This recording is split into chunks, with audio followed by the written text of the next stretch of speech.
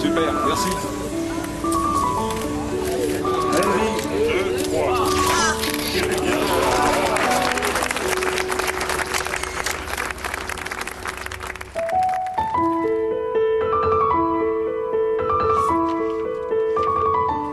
Chère Simone de Beauvoir, je lis Le Deuxième Sexe, crayon en main, que de phrases largement soulignées, comme si à ma place vous aviez traduit ma pensée.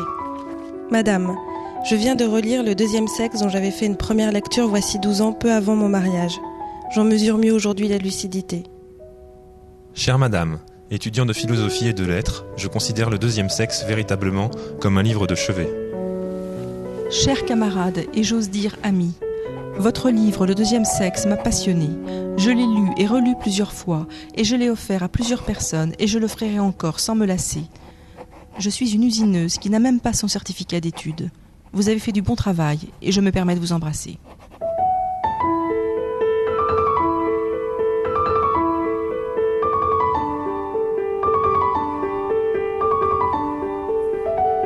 Moi, j'ai grandi comme beaucoup de ma génération dans l'illusion qu'il y avait une égalité entre les hommes et les femmes. Et quand j'avais 20 ans, je faisais plutôt partie de celles qui disaient « je suis pas féministe, je suis féminine ». Et puis, la vie m'a rattrapée et je suis, un beau jour, j'ai été face donc au sexisme dans sa version très violente. Et j'ai commencé à lire, notamment Le Deuxième Sexe. Et ça a été pour moi un choc. Le Deuxième Sexe est un livre historique, un livre majeur, parce que il est le premier à avoir envisagé réellement cette part qui était totalement inexplorée de l'humanité, qui était le continent féminin. Moi, je crois qu'il faut s'adosser au deuxième sexe. Il faut s'adosser au deuxième sexe, et peut-être qu'on le résume tout le temps, cette fameuse phrase « on ne naît pas femme, on le devient ». Eh bien, pour une fois, c'est une simplification qui est utile. Elle est bonne, cette simplification-là. Il faut s'en servir. C'est un slogan. C'est un formidable outil de libération des femmes. Il faut absolument le relire, mais pas que des femmes, aussi des hommes. C'est un livre qui s'adresse aussi aux hommes.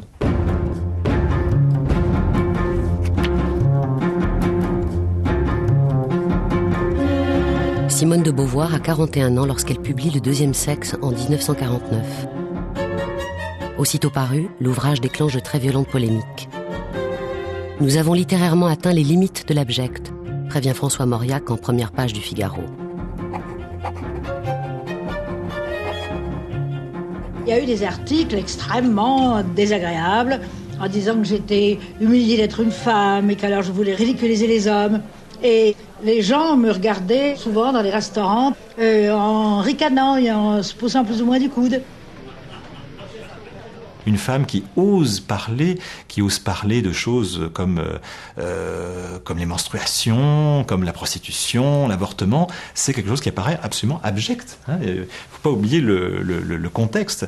Donc c'est un immense courage de la part de Beauvoir d'avoir publié ce texte et qui effectivement a été une sorte de séisme dans le paysage intellectuel français. Ce que ça m'a révélé, ça a été l'animosité de certains hommes que je croyais être tout à fait proches de moi, par exemple comme Camus, qui a été absolument irrité par le livre en disant que je m'étais moqué, enfin que j'avais caricaturé le mal français. Camus, à cette époque-là, était très ami de Simone de Beauvoir et de Sartre. Les bras lui en sont tombés. Et il y a eu des réactions abjectes, Mauriac. Vraiment, mais tout ce qu'il a trouvé à dire, c'est « Ah, j'ai tout appris sur le vagin de votre patronne ». Dans les lettres françaises, les communistes ont écrit que les ouvrières de Billancourt s'en foutaient bien de tous ces problèmes que je posais, ce qui est entièrement faux, parce que les ouvrières de Billancourt sont aussi sensibles à la condition de la femme que n'importe qui.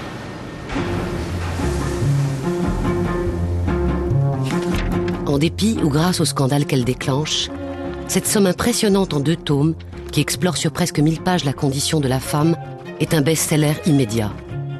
22 000 exemplaires sont vendus la première semaine. C'est le début d'un succès qui ne s'est jamais démenti. L'impact de ce livre a été doublé par l'exemple de la vie de Simone de Beauvoir. Les deux font un. On avait devant nous une femme libre, une grande intellectuelle, une femme qui connaissait un succès extraordinaire, une audacieuse. Et c'est la conjonction de sa vie et de ce deuxième sexe qui ont fait effet de libération, et pas seulement en France, dans le monde entier.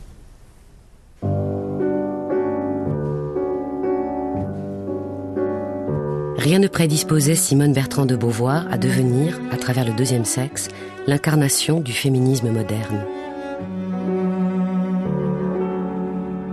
Je suis née à 4h du matin, le 9 janvier 1908, dans une chambre aux meubles laqués de blanc qui donnait sur le boulevard Raspail. Sur les photos de famille prises l'été suivant, on voit de jeunes dames en robe longue, au chapeau empanaché de plumes d'autruche, des messieurs coiffés de canotiers et de Panama qui sourient à un bébé. Ce sont mes parents, mon grand-père, des oncles, des tantes, et c'est moi.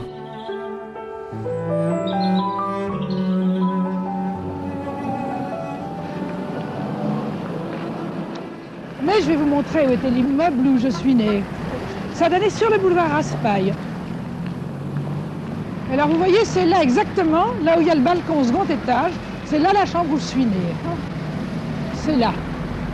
Et c'était le balcon où je m'asseyais, je raconte dans la mémoire d'une jeune fille rangée, pour regarder les gens passer sur le boulevard.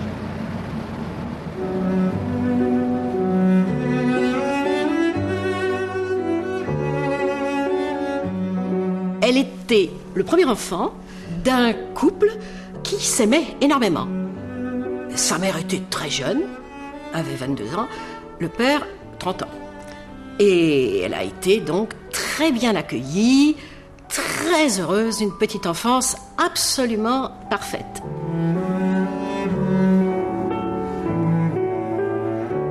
Fille d'une famille bourgeoise, elle aurait dû normalement se marier et avoir des enfants, fonder une famille. Comme son père avait du goût pour la culture, il aimait le théâtre. Il a tout de suite voulu que sa fille fasse des études. Mais attention, la culture pour une femme, ça sert à briller dans les salons. Il ne s'agit pas de faire de la connaissance une fin et d'être horreur une intellectuelle. Les études qu'elle fait, c'est les études que ses parents ont voulu lui faire faire, parce que c'est une jeune fille, elle n'a pas été au lycée, elle est allée dans un établissement privé, catholique. Voilà, c'est cette porte-là. C'est ici. Alors c'était toutes ces vieilles pièces comme ça, c'était c'était toute la façade. Jusqu'au baccalauréat, Simone de Beauvoir suivra sa scolarité au cours Désir, une institution catholique fréquentée par les filles de la bonne bourgeoisie du 6e arrondissement. Après avoir connu l'aisance financière, la famille affronte une situation délicate. Comme de nombreux Français, Georges de Beauvoir a placé une grosse partie de ses économies dans ces fameux emprunts russes que refuse de reconnaître le nouveau gouvernement bolchevique. La famille se retrouve après la guerre, comme on dit, déclassée. Effectivement, très, très désargentée. Bon, ils sont pas évidemment dans la misère, mais on compte chaque sou.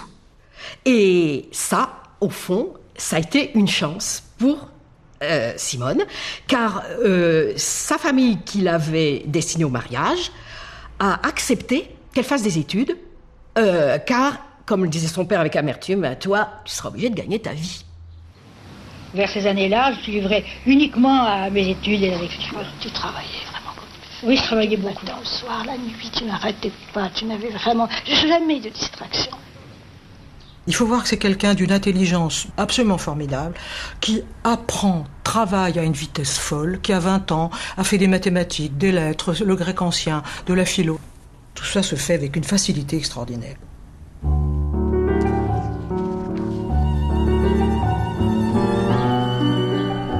À 20 ans, alors qu'elle prépare l'agrégation de philosophie à la Sorbonne, Simone de Beauvoir fait la rencontre, celle dont elle dira qu'elle fut la plus importante de sa vie.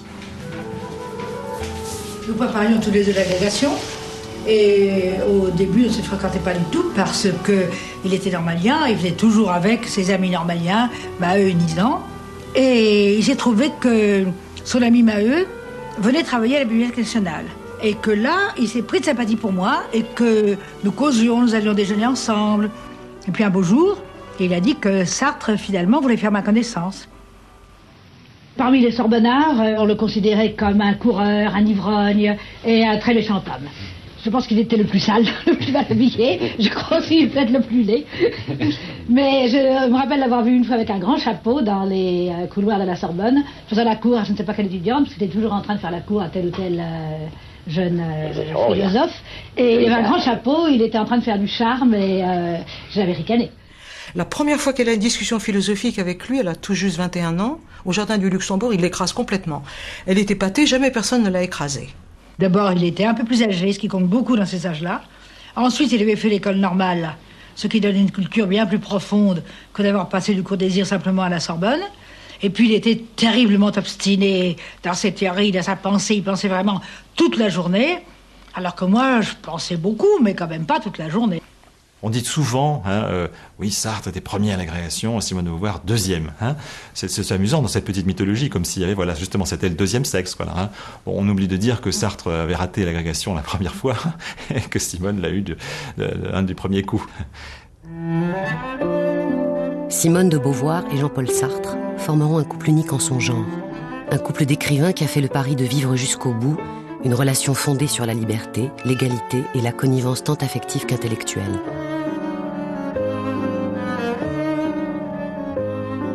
Ils ont partagé leurs pensées sans écrire la même œuvre. Ils ont partagé leur vie sans vivre ensemble. Ils en ont aimé d'autres en ne cessant jamais de s'aimer.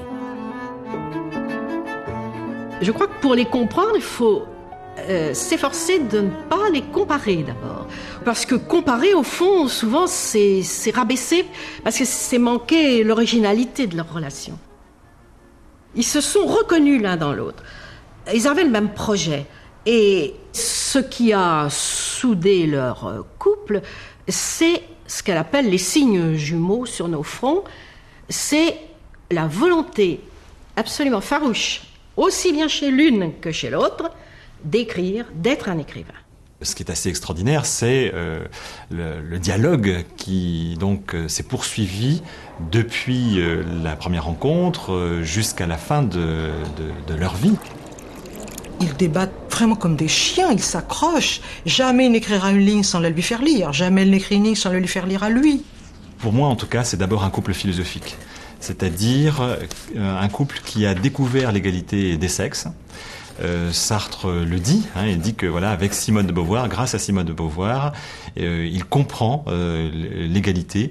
C'est pas une évidence, surtout à l'époque.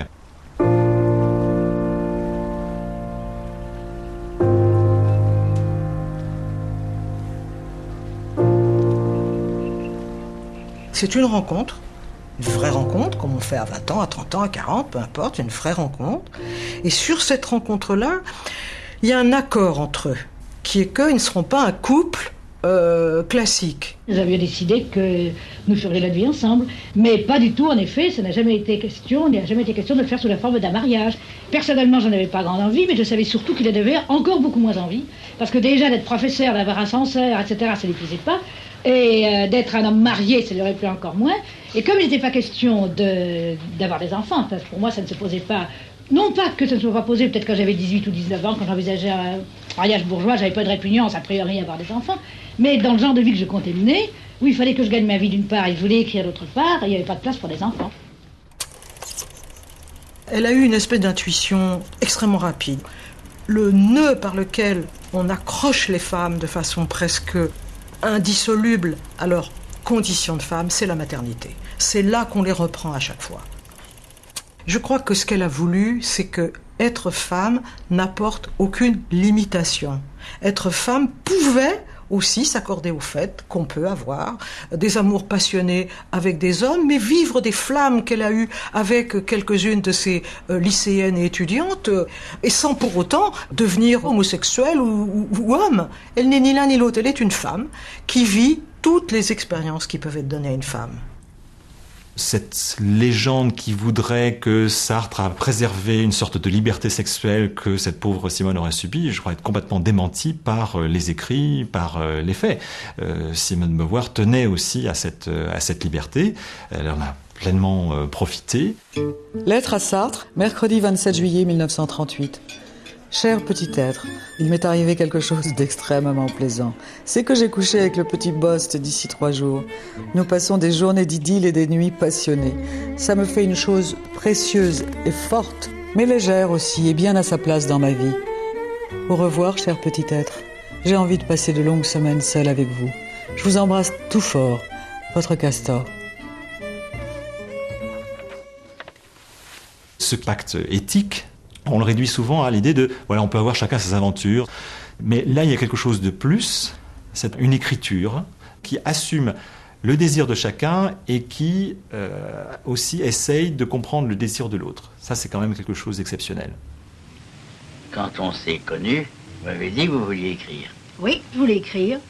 Et je ne l'ai pas fait pendant 2-3 ans quand on a commencé à se connaître, parce que j'étais très absorbée par mes rapports avec vous, d'une part, parce que d'autre part, je faisais des cours et j'étais très occupée, je lisais beaucoup.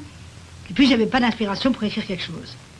Et quand j'ai recommencé, ça a été des œuvres qui m'étaient très, très extérieures, que je vous ai montrées d'ailleurs au fur et à mesure, et que vous trouviez très mauvaises. Mais c'était pas bon. C'était pas bon. Pourquoi? Parce que vous n'aviez pas encore fait un style. Nous avons une conversation qui m'a énormément frappée au Dôme. Vous m'avez dit, mais enfin, mettez plus de vous dans ce que vous écrivez. Vous êtes beaucoup plus intéressante que toutes ces José, ces je ne sais plus comment j'avais appelé mes héroïnes. Mettez-vous dedans.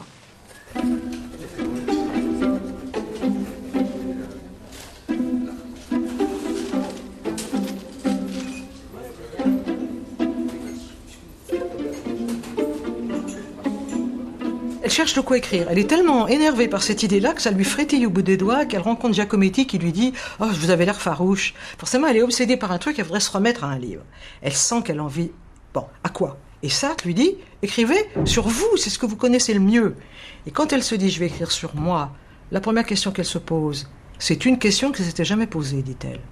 Mais au fond, c'est vrai. Et qu'est-ce que c'est qu'être une femme? En quoi ça a compté pour moi? Et la première réponse qu'elle fait, rien, ça n'a pas compté. Sartre l'a encouragée en lui disant « Mais oui, Castor, vous, personnellement, vous n'avez jamais souffert d'être une femme. N'empêche que vous êtes une femme. Qu'est-ce que ça veut dire ?» Et là, ça l'a passionnée, mais attention, d'un point de vue théorique, d'un point de vue intellectuel. Je voyais les autres femmes et je voyais tous les couples que je connaissais. Je voyais que le rôle important, positif joué par les hommes et que la femme était vraiment dans leur ombre. Et puis j'ai commencé alors à lire beaucoup de choses que les hommes avaient écrites sur les femmes. Et j'ai vu qu'elles étaient toujours traitées d'être relatives, d'être secondaires, etc., etc. Alors ça m'a intéressé de voir qu'est-ce que c'était que la femme dans les mythes des hommes. Et puis j'ai pensé qu'il fallait passer des mythes aux raisons qu'il y avait sous ces mythes. Et étudier alors c'est pour ça que l'ouvrage a pris de l'ampleur, la physiologie de la femme et puis son histoire et puis de là je suis passée alors ensuite à des situations concrètes. Non mais ce qui est curieux simplement c'est que vous avez commencé comme une femme non féministe et puis vous êtes devenue en écrivant le livre. C'est la meilleure manière.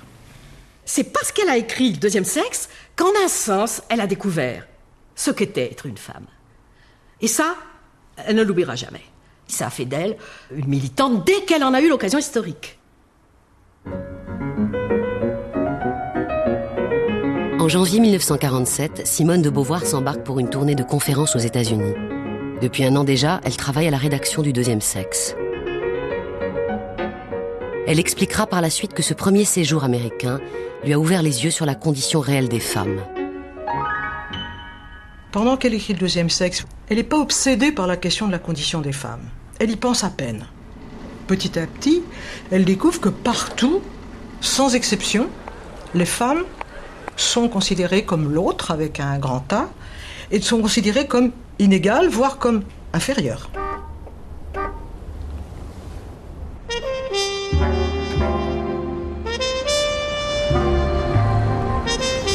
Lorsque vous arriverez à Chicago, téléphonez à mon ami Algren, lui avait conseillé une amie new-yorkaise.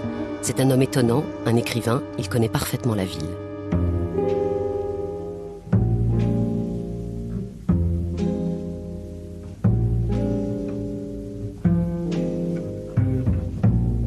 C'est presque par hasard que débute la plus improbable des rencontres entre le romancier américain Nelson Algren et la philosophe française à la recherche d'un guide dans la ville. Je me demandais pourquoi je me sentais si confortable près de lui. Nous étions seuls dans la limousine qui nous emportait vers le centre de la ville. Déjà, il me serrait contre lui. Un carcan de chair emprisonnait mes lèvres, une langue fouillait ma bouche et mon corps se levait d'entre les morts. J'entrai dans le bar en titubant. Il y avait une grande glace à côté de la porte, et ensemble nous avons souri à notre reflet. Ma tête arrivait juste à la hauteur de son épaule. Nous avions l'air heureux et jeunes, et je dis gaiement, quel beau couple.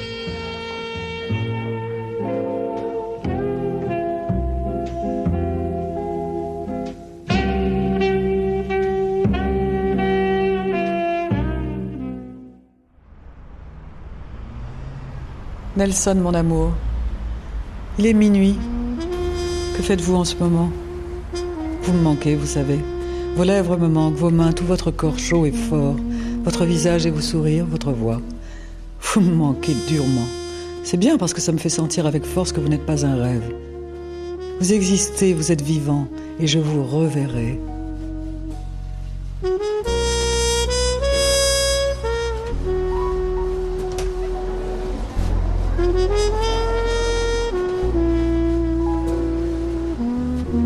Simone de Beauvoir et Nelson Algren se reverront souvent, beaucoup, partout. Et ce sont quelques 300 lettres passionnées que Simone de Beauvoir enverra à son amant américain, le temps de leur liaison transatlantique.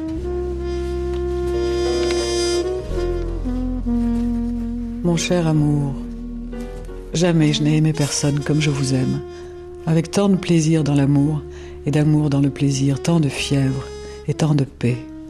De cette manière précisément que vous aimez, je me sens une femme dans les bras d'un homme, réellement et totalement. Et ça veut dire beaucoup, beaucoup pour moi. C'est une femme complète qui vous désire. Je ne suis plus rien d'autre désormais que ce brûlant, fier, impatient et heureux désir de vous. Quand on lit les lettres de Simone de Beauvoir et Nelson Algren, c'est assez surprenant et c'est intéressant parce que ça casse un peu l'image traditionnelle d'une Simone de Beauvoir extrêmement glacée avec son turban, vraiment cette phrase un peu hautaine, ce phrasé hautain. Et là, on voit une personne passionnée. Avec cet amant américain, elle a une relation magnifique, la vraie relation d'une femme avec un homme qu'elle aime. Elle lui dit ma place est entre vos bras, mon ventre contre votre ventre. On ne peut pas être plus clair. Nelson, mon amour, cet été je serai dans vos bras. Oh Nelson, je serai gentille, je serai sage, vous verrez. Je laverai le plancher, je cuisinerai tous les repas. J'écrirai votre livre en même temps que le mien. Je ferai l'amour avec vous 10 fois par nuit et autant dans la journée, même si ça doit légèrement me fatiguer.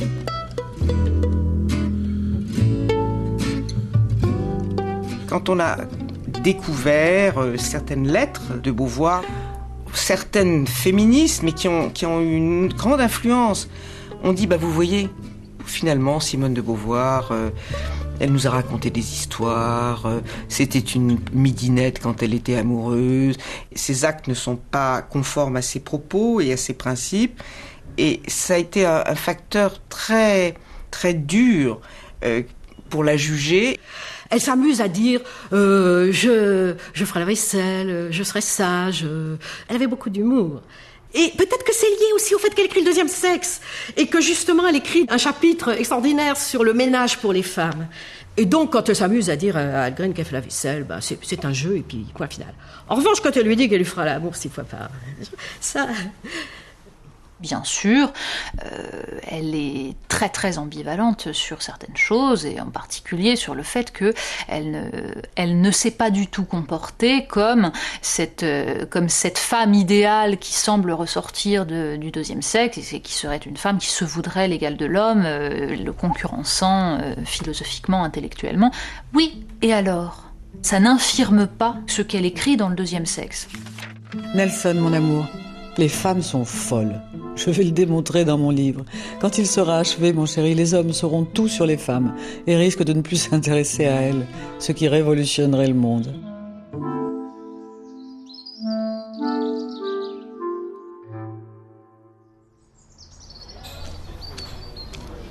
Mon cher amour, oui, peut-être aurais-je dû m'expliquer nettement sur Sartre avant.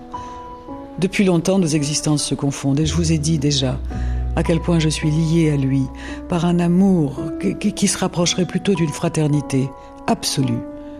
Sexuellement, ça n'a pas été une parfaite réussite. Essentiellement à cause de lui, il n'est pas passionné par la sexualité. C'est un homme chaleureux, vivant, en tout sauf au lit. Peu à peu, ça nous a paru inutile, voire indécent de continuer à coucher ensemble. Nous avons abandonné au bout d'à peu près 8 ou 10 ans. Pour vous, vous savez, je pourrais renoncer à la plupart des choses. En revanche, je ne serais pas la Simone qui vous plaît si je pouvais renoncer à ma vie avec Sartre. Je serais une sale créature, une traîtresse, une égoïste. Cela, je veux que vous le sachiez, quoi que vous décidiez dans l'avenir. Ce n'est pas par manque d'amour que je ne peux pas rester vivre avec vous. Elle lui dit, c'est pas par manque d'amour, rien ne me manque plus que vous. Et ça, c'est vraiment cornélien, cette affaire-là. Vraiment, il y a un amour très profond, mais qu'elle vit à sa façon, c'est-à-dire comme quelque chose qui vous engage pleinement, mais qui ne fait pas oublier le reste. Elle a su tout de suite qu'elle ne pourrait quitter ni Sartre ni la France. Ça, c'était absolument exclu, parce que c'était se détruire elle-même, quoi. Elle le dit d'ailleurs, elle dit « J'aurais aimé vous donner tout, mais ça n'est pas possible. » Elle lui a dit « Je reviendrai toujours. » Il a compris, elle partira toujours. Nelson, mon cher amour, temps plutôt froid et pluvieux. En moi aussi, il fait froid. Je ne me plains pas, parce que même si le monde demeure à jamais glacé désormais, ça en valait la peine. En rêve, une de ces dernières nuits, je vous déclarais que je me ferais enterrer avec votre anneau au doigt, ce que j'ai bien l'intention de faire. Votre anneau au doigt et votre visage dans mon cœur, tant que je vivrai. Simone.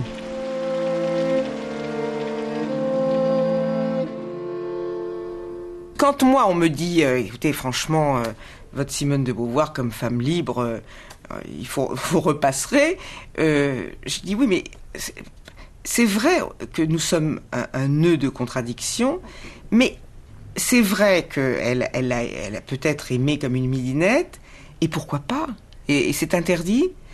Il n'empêche qu'elle a, à mon avis, été en dernier ressort et malgré tout conforme à ses principes. Et pour moi, une des colonnes vertébrales, ce qui structure Simone de Beauvoir, c'est une exigence de vérité. Mais pour elle, l'exigence de vérité, c'était de dire tout, y compris ce qui allait contre les préjugés de son temps. Porte de Versailles, 400 jeunes candidates affrontent les épreuves d'un examen délicat. Repassage, couture, cuisine, remplaceront-ils les maths et le latin? Le certificat d'aptitude professionnelle d'enseignement ménager désignera désormais aux candidats mari les maîtresses de maison accomplies. Et Molière lui-même n'aurait pas désapprouvé qu'une femme étudie et sache tant de choses. Je pense que tout de même on peut dire que vous avez voulu, comment dirais-je, frapper un coup, si je peux dire, agir, n'est-ce pas, en écrivant ce livre. Il n'est pas purement dans l'abstrait. Certainement que c'est un livre que j'ai écrit, d'une part parce qu'il m'a semblé que les femmes d'aujourd'hui avaient beaucoup de mal pratiquement et moralement à vivre et qu'elles étaient dans un état de déséquilibre, et d'autre part parce que j'ai été assez irritée, comme beaucoup de femmes, par le nombre de grandes sottises qui se débitent à propos de nous et à propos de notre situation. Les difficultés de la vie moderne ont incité de plus en plus le sexe faible à se mêler aux activités du sexe fort. Or, il est avéré que l'organisme féminin est plus fragile que celui de l'homme. Le sexe faible est notamment surtout faible des jambes. Quel malheur que d'être femme. Et pourtant, le pire malheur quand on est femme est au fond de ne pas comprendre que c'en est un. Kierkegaard. La Pologne vient de dévoiler son arme secrète. Sans doute n'est-elle pas nouvelle, mais elle est toujours de bonne stratégie. Quant aux étudiants de Varsovie, ils rêvaient depuis des années de mettre les femmes au pas. Allez, vas-y ma poule, vas-y, allez, maintenant c'est à toi. Le pack fait le poids dans toutes les attaques. Souplesse et enroulement sont de belle qualité et les renversements de jeu n'ont plus aucun secret pour elle. L'emprise du rugby sur ces filles est telle qu'on a presque envie de crier « Allez France !» Il y a un principe bon qui a créé l'ordre, la lumière et l'homme, et un principe mauvais qui a créé le chaos, les ténèbres et la femme. Pythagore. Je pense que c'est une copine de classe qui m'a parlé de Simone de Beauvoir. J'ai acheté le livre et j'ai lu ce livre-là. Et j'étais dans un bonheur total. Parce qu'au fond, elle me rendait licite et presque obligatoire de faire ce que j'avais envie de faire. Et ce qui m'a le plus secoué, et je pense que c'est ça la ligne de force de ce livre, c'est méfiez-vous de la nature. On vous a toujours enfermé dans un discours naturaliste. C'est pas parce que vous avez un utérus que vous devez être mère. C'est un choix que vous devez faire. C'était pour moi un permis de vivre. On ne naît pas femme, on le devient. Aucun destin biologique, psychique, économique ne définit la figure que revêt au sein de la société la femelle humaine. C'est l'ensemble de la civilisation qui élabore ce produit intermédiaire entre le mâle et le castrat qu'on qualifie de féminin. Il y a des conditions biologiques, sexuelles, qui différencient l'homme de la femme. Personne ne va dire le contraire. Mais ce que toute la société a bâti, sociologiquement, moralement, professionnellement, sur cette base, c'est quelque chose qui n'a presque pas de rapport, on peut même dire au fond pas de rapport avec la différence physiologique. Et c'est pour ça que je voulais dire, être femme, c'est pas simplement être sexuée d'une certaine façon, c'est être classée d'une certaine manière dans la société. Pour ce faire, la société fabrique, à partir de la toute petite fille, elle fabrique des femmes. Les jouets ne sont pas les mêmes, les lectures ne sont pas les mêmes, et plus tard, hélas, la formation professionnelle n'est pas la même, et on fabrique la femme de manière à ce qu'elle soit dévouée, servante de l'homme, servante de ses enfants. On la fabrique pour la maternité, pour le ménage, pour la vie d'intérieur, etc. Et c'est comme ça qu'elle devient femme, à partir d'une naissance qui pourrait lui donner les mêmes chances qu'à un homme. Elles sont nées pour faire rêver, dans les magazines et dans les vitrines. Les femmes ont tant de frivolité, demande à Gisèle et à Isabelle. Elles sont nées pour balayer et faire la vaisselle, vider la poubelle. Les femmes ont tant d'habileté, demande à Hélène, et puis à Guylaine, demande à Gisèle et à Isabelle. Elles sont nées pour enfanter, et savent dès l'enfance que c'est dans la souffrance. Les femmes ont tant de générosité, demande à Christine et à Micheline, demande à Hélène, et puis à Guylaine, demande à Gisèle et à Isabelle.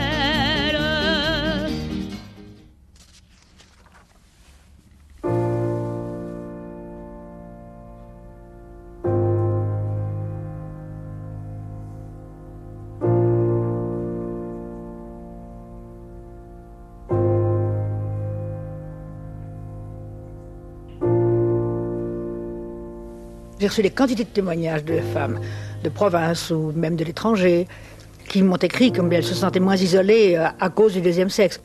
Donc je me suis très vite rendu compte que j'avais fait un ouvrage qui était assez important pour un certain nombre de femmes.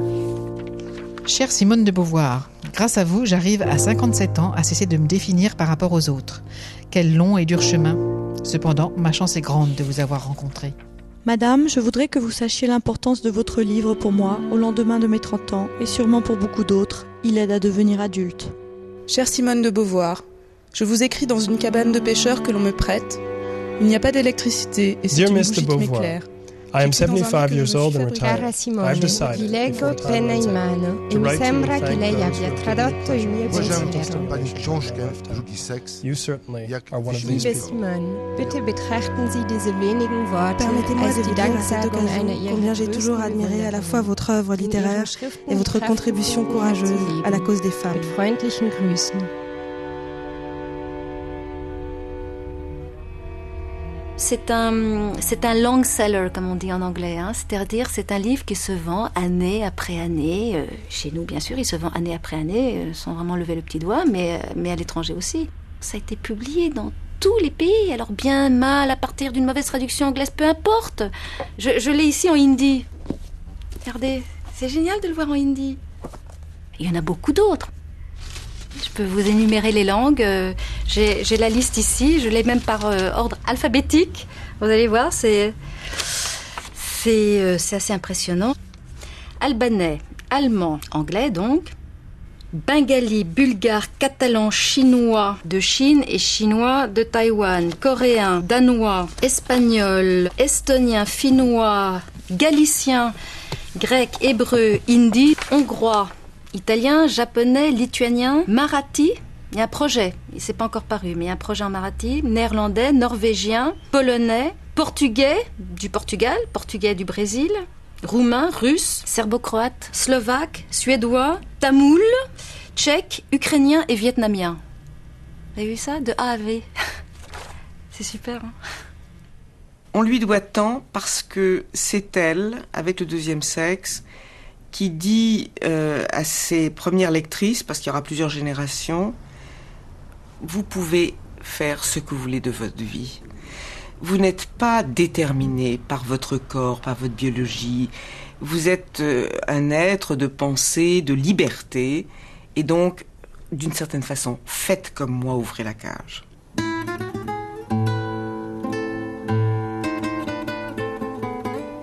Elle était tout sauf conformiste. C'était une femme libre. Et libre vraiment. Quand je l'ai connue, j'avais 27 ans. Elle avait 44 ans. Je la trouvais belle. J'aimais la pureté de son visage, ses yeux, etc. Elle me plaisait, oui. Elle me plaisait. Et elle sentait ça. En Afrique, avec des casquettes coloniaux. Et donc très naturellement, on a commencé à vivre ensemble. Et on a continué, on a vécu ensemble pendant 8 ans. Il nous a amené, c'est-à-dire que c'est lui qui a pêché. Je suis le seul homme avec lequel elle ait vécu. Et ça, c'est un très bon ami qui a pris part à des combats au Vietnam et qui s'est fait blesser. Il a l'air mort. Évidemment que le deuxième sexe est un livre capital, très important pour elle, mais je n'avais pas l'impression, vivant avec elle quotidiennement, de vivre avec le féminisme. Jamais de la vie, je vivais avec une femme totalement féminine. Car elle l'était. C'était une vraie femme. Et je la voyais beaucoup plus comme ma compagne que comme une icône du féminisme. Dans le féminisme de Simone de Beauvoir, il n'y a pas de haine des hommes. Il n'y a pas de rejet de l'amour. Il y a presque une solidarité, une connivence. Elle n'a jamais été en guerre contre le mal. Elle a été en guerre contre une société d'hommes avec leurs préjugés à une époque donnée.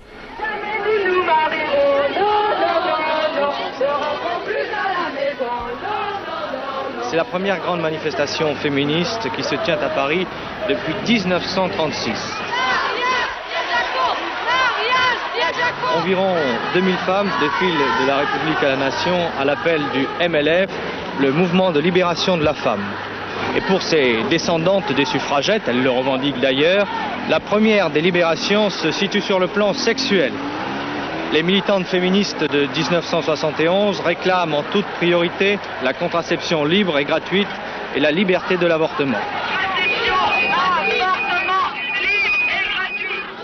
Cette marche est internationale puisque des manifestations semblables se déroulent aujourd'hui aux États-Unis, au Canada, en Italie et en Allemagne.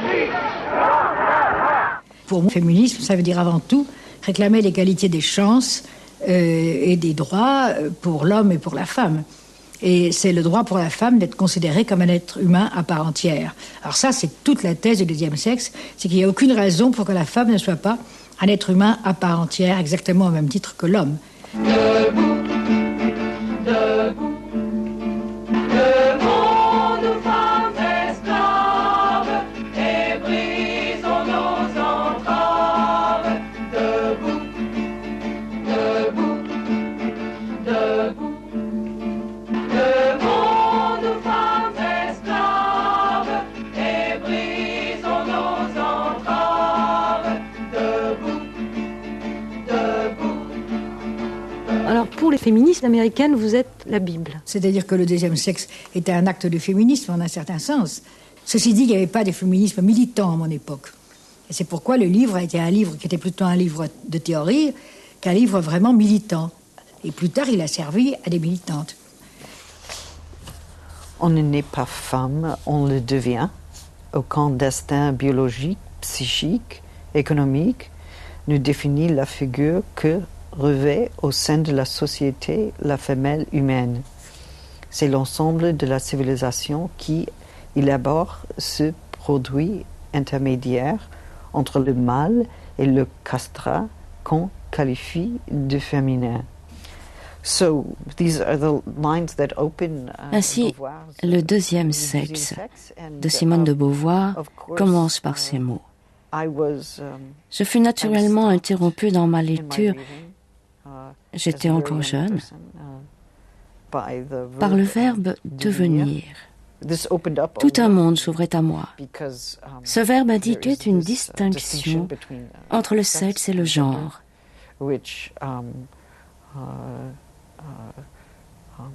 Et suggérait qu'il n'y a pas d'obligation de passer de l'état de femelle à l'état de femme. Je pense que les féministes doivent sans aucun doute beaucoup à Beauvoir.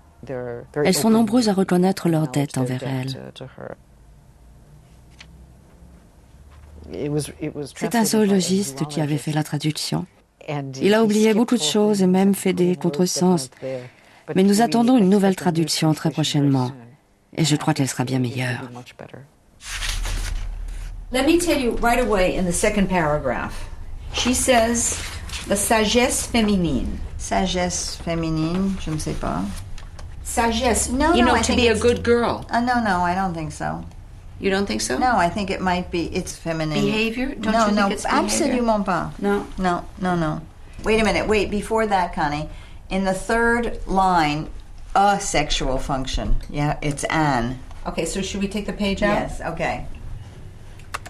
En 99, on était au colloque sur l'anniversaire de la publication du deuxième sexe. Et toutes les communications étaient sur la mauvaise traduction anglaise. La personne qui a écrit cette traduction, c'est un professeur émérite, c'est-à-dire à la retraite, de zoologie. Les consignes de l'éditeur étaient coupées parce que le public américain ne va jamais lire un livre aussi long. Et donc, il a fait ce qu'on lui a demandé de faire. Le malheur pour lui, c'est qu'il a coupé des parties très très importantes. Mais il y a une chose qu'on peut sérieusement pardonner. Nous savons maintenant de quoi il s'agit sur le livre. Lui, il ne pouvait pas savoir. Il ne pouvait pas savoir qu'il était sur le bord d'un mouvement, le mouvement le plus Oui. important Et du puis, XXe siècle. C'était 53 quand même. Nous nous rendons compte maintenant à quel point c'était coupé. On dit que 10%, on dit. 10 ou 12% les étaient spécialistes, mais coupés. nous pensons maintenant qu'il y a plus. J'ai pris mon téléphone, j'ai appelé Anne Solange et on a commencé à se dire c'est à nous de le faire. Il faut le traduire. Il faut le traduire. Je suis allée trouver l'éditeur américain en lui disant « écoutez, peut-être que vous n'êtes pas au courant parce que tout le monde est mort depuis, mais sachez que la traduction que vous avez publiée, moi-même je n'en étais pas consciente, vous ne l'êtes peut-être pas non plus, mais c'est une édition qui est tronquée et avec des contresens. Donc ça vaudrait la peine d'avoir the real thing. » Et il ne voyait pas trop l'intérêt parce qu'il continuait à bien le vendre. Et donc, j'ai abordé les Anglais. Et c'est une jeune éditrice qui a très bien réagi, qui m'a dit « Mais c'est très intéressant, ça. Ah bon, c'est tronqué, je ne savais pas. » Et finalement, tout le monde s'est lancé dans l'aventure. L'aventure est en cours.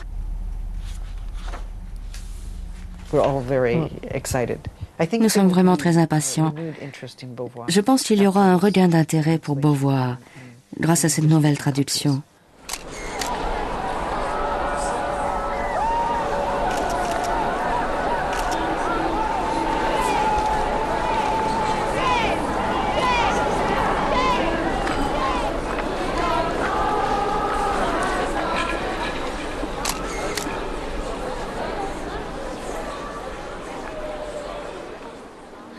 And she has blonde hair and blue-green eyes.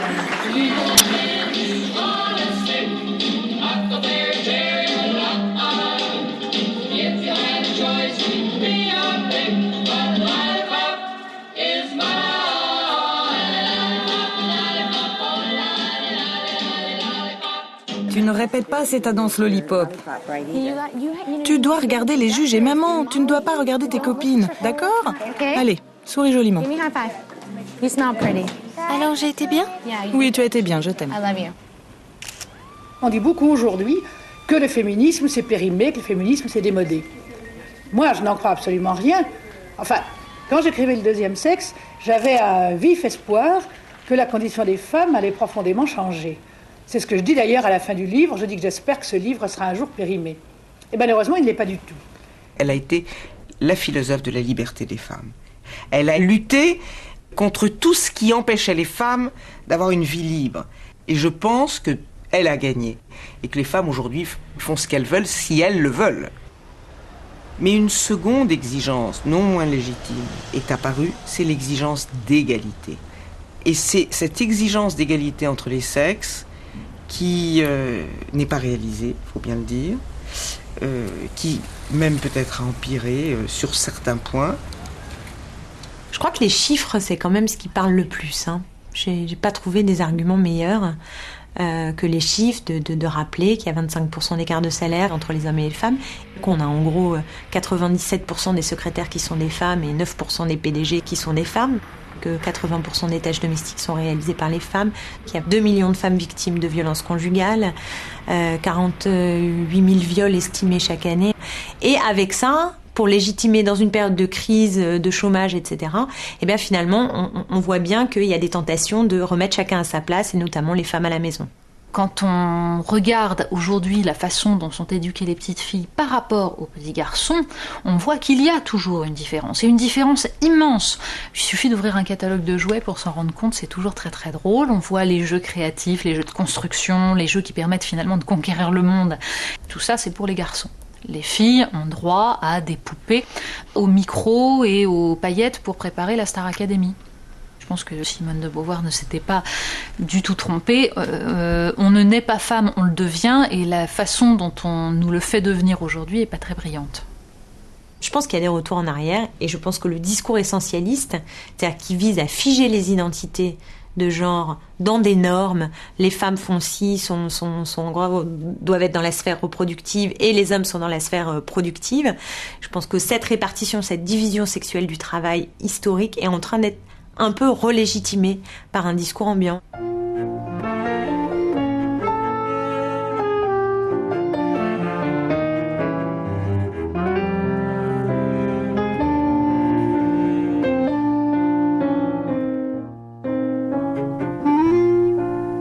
La nouvelle génération a beaucoup entendu que les femmes étaient plus pacifiques, plus douces, faites pour avoir des enfants, que c'était la nature féminine. C'est-à-dire exactement ce dont Beauvoir nous avait débarrassés. Elles sont prisonnières, me semble-t-il, de nouveaux préjugés qui ne sont que les anciens préjugés remis à la mode d'aujourd'hui.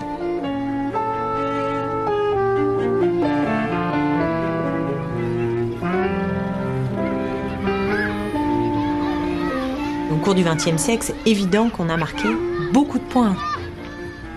On a acquis une égalité sur le papier.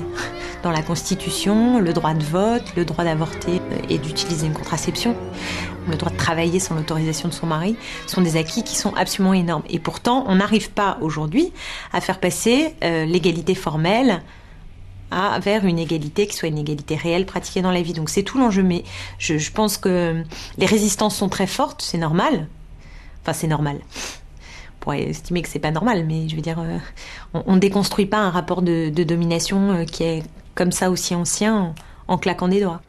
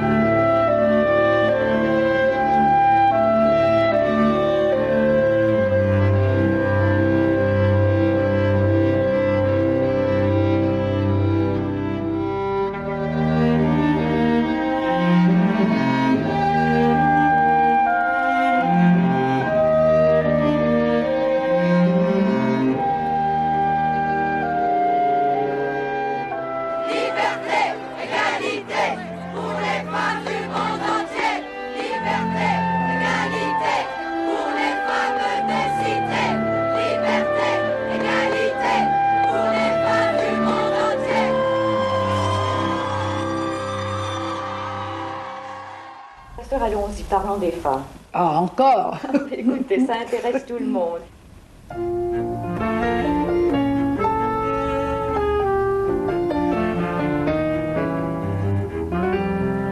Le message de Simone de Beauvoir, c'est le premier message, c'est soyez indépendante. Moi, je ne garde pas de souvenir de Simone de Beauvoir. Elle m'habite. Elle est en moi. C'est un livre de philosophie pour tous. Ce n'est pas simplement un livre féministe. Je dirais commencer par le tome 2. Non, c'est vrai. Moi, je suis une mère de famille nombreuse. Elle n'est pas. Mais nous voyons toutes les deux exactement de quoi elle parle, Simone de Beauvoir. C'est en revenant aux réflexions de Simone de Beauvoir que l'on peut réussir à penser la place des femmes aujourd'hui. Imaginez l'édition At Last, The Second Sex as you've never read it before. On n'est pas toute seule maintenant. Ce livre est là. Voilà, on n'est pas toute seule. Je sais pas si je garde une image, c'est plutôt une présence. Pour moi, elle est là.